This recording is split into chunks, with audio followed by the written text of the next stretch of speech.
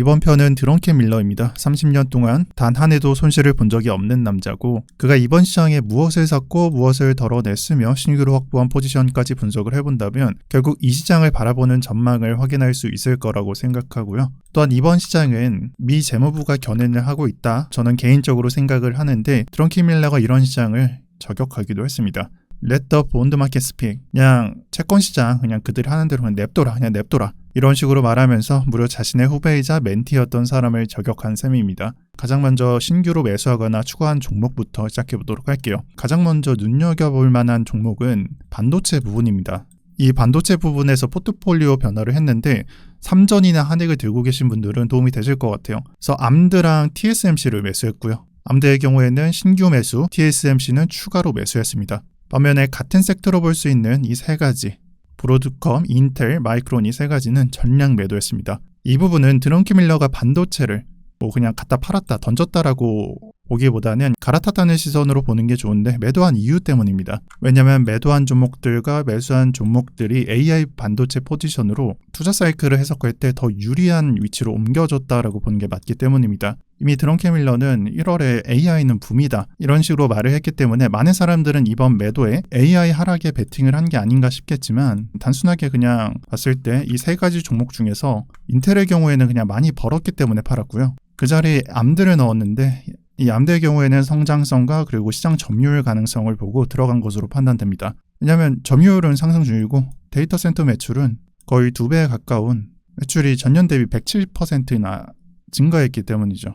그리고 사실상 중요한 부분이 이 왼쪽에 있는 네 가지 부분보다 마지막에 있는 TSMC에 있는데 드렁켄 밀러의 포트폴리오를 보게 되면 일단 헬스케어부터 쭈루룩 나오는데 두 번째 위치한 게 TSMC입니다. 포트폴리오 탑3 안에 위치해 있을 만큼 큰 비중을 들고 있는 걸 볼 수 있는데 이번에 추가로 기존 비중에서 20%를 증가시켰습니다. 더 매수했습니다. 이에 따라 지금 현재는 59만 주를 들고 있는 상태인데 이 TSMC 베팅에 대한 해설은 다음과 같아요. 가장 먼저 AI 산업 전체에 대한 베팅이라는 의미로 엔비디아가 이겨도 결국에 칩은 이 TSMC 쪽에서 끌고 오는데 이 엔비디아가 이겨도 결국에는 전체 그림을 보세요. 결국에는 엔비디아나 아니면은 아마존이나 구글이나 다른 종목에서 결국에는 어떤 회사가 이기게 되고 그 회사가 칩을 많이 상승하게 될 거 아닙니까? 근데 TSMC의 포지션은 그 어느 회사가 이겨도 결국엔 내가 칩을 만든다. 모든 공정 또는 모든 기술을 내가 다 갖고 있다. 이런 포지션이기 때문에 암드가 이겨도 마찬가지, 엔비디아가 이겨도 마찬가지 칩은 TSMC가 만들고 빅테크 자체에서도 A식이 늘어나는 것도 또 모바일에서 뭐가 일어나도 TSMC에서는 호재로 작용합니다. 즉 반도체 시장이라고 하는 것이 계속해서 커지고 이런 식으로 커진다면 TSMC도 같이 올라갈 수밖에 없다는 식으로 해석이 되고요. 시청자분들 중에서 삼성이나 하이닉스를 들고 계신 분들은 이 부분은 좋게 받아들이셔도 좋습니다. 반도체가 올라가기 때문에 TSMC를 샀다 맞는 얘기이기 때문이에요.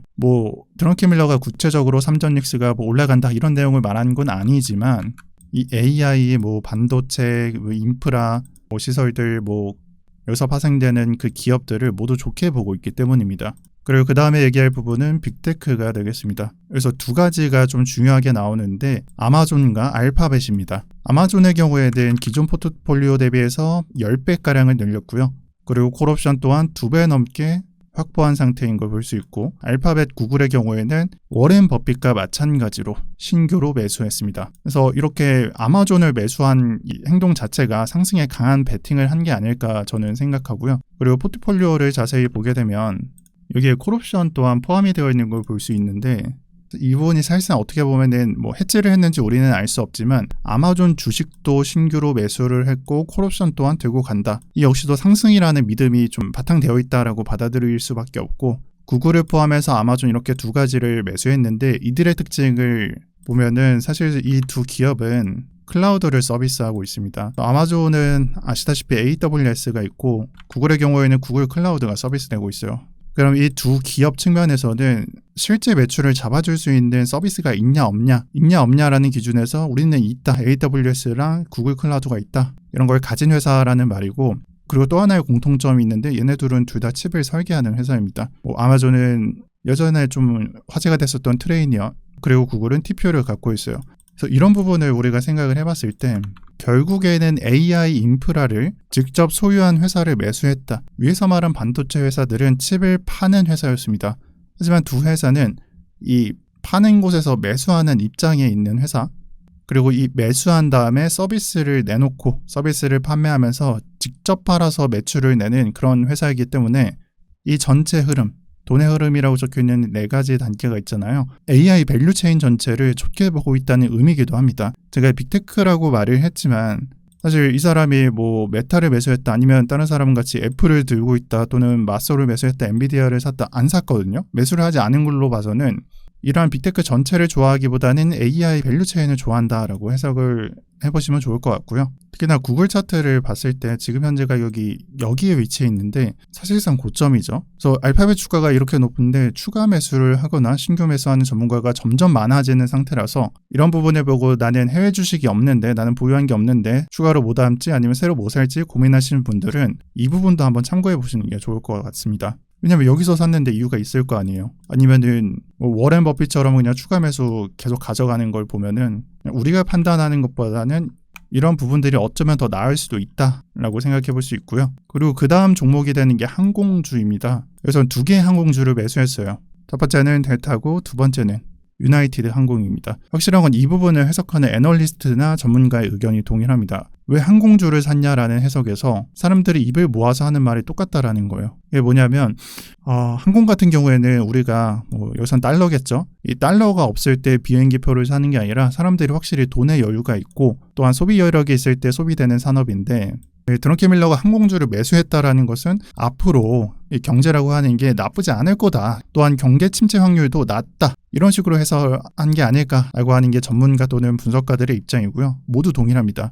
또 여기서 한 가지 인터뷰를 또 같이 볼 게 있는데, 사실 드렁켄 밀러의 경우에는 올해 1월에 달러 약세를 전망하고 있었는데, 이 전망하고 있다는 부분도 사실 달러가 약세일 때 미국행으로 오는, 미국이 대충 이런 식으로 생겼는데 달러가 약세일 때 이런 미국으로 오는 비행기도 수요가 높아질 수도 있기 때문이죠. 그래서 이번 영상과의 별개이지만 드렁켄 밀러가 뭐 일본의 엔화나 뭐 원화나 한국의 원화나 이 큰 포지션을 보유하고 있는 것도 사실 이러한 근거가 있기 때문에 실행을 한 것이다라고 생각이 드는데, 중요한 부분이 뭐 항공주다 이런 부분도 있지만 달러 약세도 굉장히 중요합니다. 그리고 거기에 대해서 이 항공주를 매수했기 때문에 경계 침체 낮을 거다라고 해석을 하고 있다라는 부분도 추가적으로 생각해 볼 수 있고요. 그리고 영상 초반에 말씀드렸던 채권 시장 그냥 그대로 좀 냅둬라 하는 부분입니다. 4번째 파트입니다. 이게 과거 좀 드렁켄 밀러와 지금의 재무부장이 되는 버센트라는 인물을 좀 관계 정도를 생각하셔야 되는데, 과거에 같이 일했고 베센트의 멘토였던 사람이 드렁켄 밀러입니다. 그리고 그런 관계에서 버센트 이런 말을 했었어요. 그는 사실 멘토였으며 난 그가 한 번도 이런 걸 본 적이 없다라고 말을 했었어요. 대충 보면 샤라웃을 한 거죠. 하지만 이번에 제가 방금 말씀드렸던 야 채권 시장 냅둬라 이런 식으로 멘토 쪽에서 후배로 향한 이 저격이 한번 날라왔습니다. 거기에 어떤 내용이 있었냐? 이게 거의 요약본에 해당하는데 사실 두 줄이 가장 중요해요. 미국의 장기 금리는 전 세계에서 가장 중요하고 현재 미국에 남은 유일한 재정 규율 장치, 컨트롤을 할 수 있는 거다. 근데 너가 그걸 건드린 거다.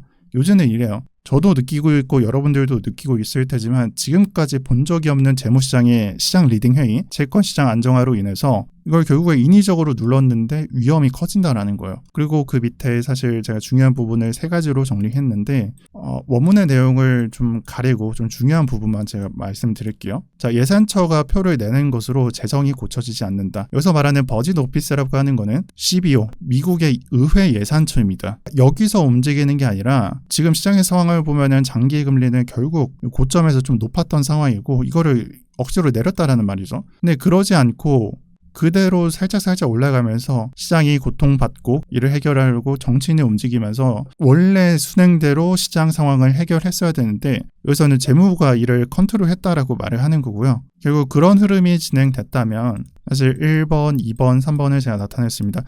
1번, 2번, 3번대로 차례대로 진행이 됐어야 됐는데 뭐 주담대로 개인이 고통받고 그 다음에 국채 수요가 낮아지면서 시장이 고통받고 또 이 1번과 2번을 본 정치인이 표심에 움직이게 되고 이런 자연스러운 흐름이 나왔어야 되는데 그렇게 되지 못했다. 왜냐하면 방금 올려드린 것과 같이 시장의 자연스러운 흐름을 표를 내는 것으로 망쳤고 자연스럽게 작동할 수 없었다. 재정을 자연스럽게 작동할 수 없었다. 결국에는 이러한 것들로 인해서 우리는 결국 엄청난 비용을 지불하게 될 것이다. 이 지연 비용이라고 말하는, 그래서 코스트라고 하는 거는 결국 지연에 대한 비용으로서 이 BP를 조금 내린 것의 몇 배를 치른다라는 걸 의미해요. 근데 결국 이 말이 의미하는 바는 이 기사에 나와 있습니다. 이 한 4줄만 보시면 돼요. 서브프라임이 터지기 전이 2년 전에 06년도를 말하고 있습니다.